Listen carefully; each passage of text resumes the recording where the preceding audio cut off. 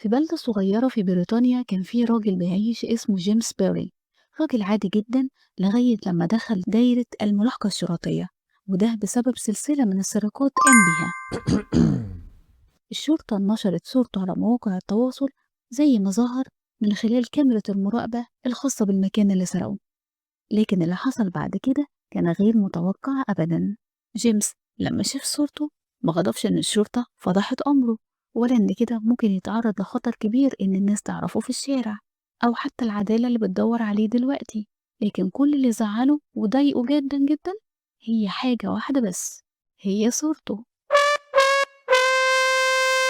تخيل، صورته اللي نشرتها الشرطة ما عجبتوش أبدا، فبدل بقى ما يتخفى ويتدارى ويهرب ويجري بعيد، دخل على منشور الشرطة وكتب تعليق غريب جدا. قال لهم: دي صورة دي تحطوها لي؟ أنا شكلي حلو، أنا مش شكلي كده أبدا، أنا شكلي أحسن من كده بكتير، عدلي الصورة دي بواحدة تانية أفضل. انتوا إيه؟ انتوا ما عندكوش فلاتر؟ التعليق ده انتشر انتشار النار في الحزام، والناس بدأت تعلق عليه بسخرية كبيرة جدا. والشرطة طبعا ما فوتتش الفرصة، ردت هي كمان وقالت له: طب ايه رأيك يا جيمس لو تيجي عندنا المركز واحنا نعمل لك احلى فوتو ستيشن على حسابنا؟